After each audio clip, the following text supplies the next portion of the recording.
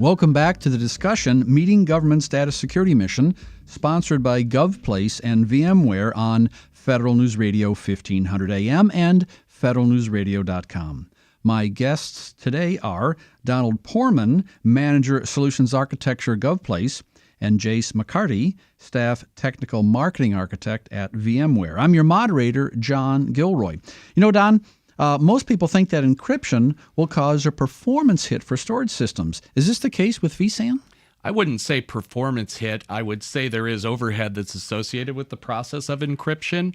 But the good news is with vSAN, I think the measurement as far as overhead has been concerned has been 1% to 2% at most. The good news being is that there's a part of the Intel chipset where vSphere runs where there's encryption offloading that's tied to the processor itself. So this chipset's been available for several years, and now vSAN is able to leverage that for its encryption needs. Which, a little helping hand from the hardware. Yeah, it absolutely. It minimizes the overhead need.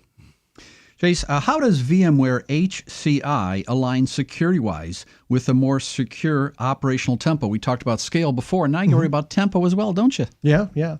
So I'll specifically say VMware HCI, which is a combination of vSphere and vSAN, right? The combination of the two. I'm proud to say, as of our 6.2 version, we're now actually part of a published and available DISA-STIG framework, if you will.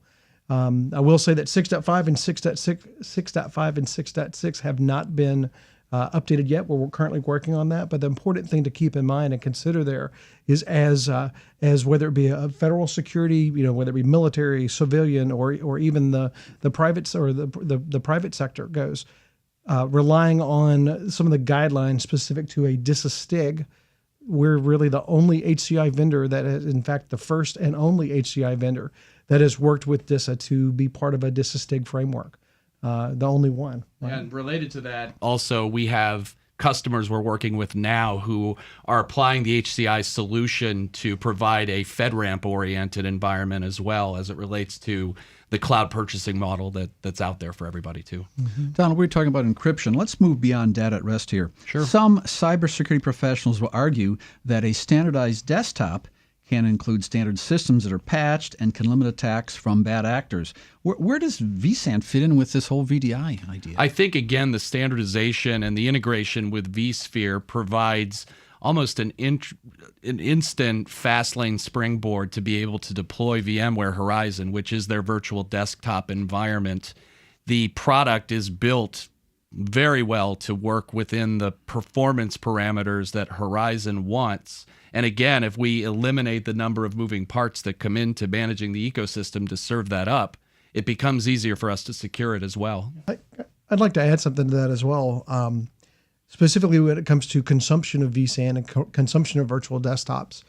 We do have what we call the Horizon bundles, the advanced and enterprise bundles, that do actually include vSAN as part of the licensing today. Right, so it's not. We don't necessarily look at it from the same perspective of we've got to buy compute, we've got to buy storage, we've got to license those, we've got to license users, so on and so forth. With vSAN in conjunction with the Horizon bundles, we now have essentially, I can scale out as wide as I want across as many, scale out across as many nodes of compute as we need to meet our user requirements. So it's one of those included in the cost. Yeah, and it's got a really predictable, stable licensing model with that, which is very attractive to many people. Jace, many agencies are going to have their budgets maybe pulled back a little bit this year.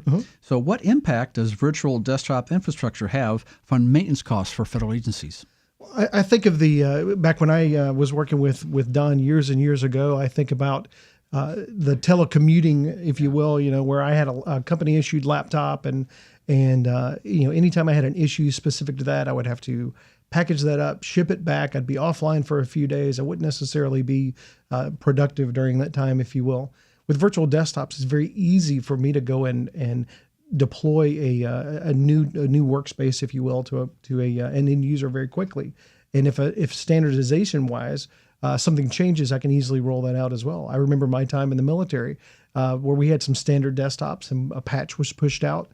We realized that patch was not necessarily an appropriate patch, and we had to spend a couple of days rolling everything back. So from an operational and time-consuming tempo, it's quite easy to roll back a patch very quickly to a massive amount of systems simultaneously.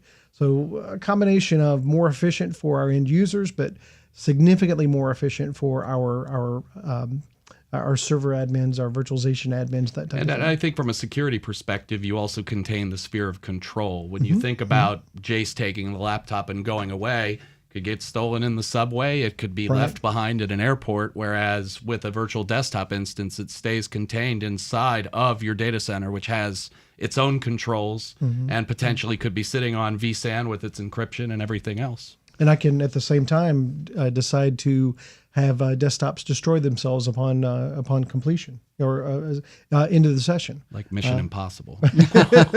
So I don't have to necessarily worry if there's any malware or anything like that happens to get in the system. Once the user logs off, then that's effectively destroyed. Yeah. Don, I casually mentioned about the budgets for agencies. They really don't know up or down. No one really knows, and that's the whole idea behind these virtualized systems. Is that the workload demand could go up or down, or be unpredictable. Absolutely. And I think to wrap around to some of the things that we've talked about with relationship to the standardization or the granularity of control and scale, that's ultimately what we're talking about as it relates to the HCI solution from VMware with both vSphere and vSAN, that it gives us a lot easier method to be able to scale up and down as the workload demand happens without crazy impact on the budget. It's great that you say that, specifically to scale down. Yeah. Right? I've been involved with many, many different, I'll say opportunities, if you will, in the past 7 years where we would have to size something just a particular way just to meet a minimal requirement, or we would have to size it another way just to meet the ability to grow. vSAN actually works very well from 2 nodes all the way up to 64 nodes in a single cluster. We could manage more than one cluster. So important thing is we scale down easily and very cost effectively, as well as scale up and scale out. And when you say scale down, though, I think I heard just 1 million system operators say, yeah, that doesn't happen. It does happen with vSAN. They all groan and roll their eyes. It does happen with vSAN. I'd like to thank today's guests: Donald Poorman, Manager of Solutions Architecture, GovPlace; Jace McCarty, Staff Technical Marketing Architect, VMware. I'm John Gilroy, host of Federal Tech Talk on Federal News Radio 1500 AM. For more on this discussion, visit federalnewsradio.com and search Data Security.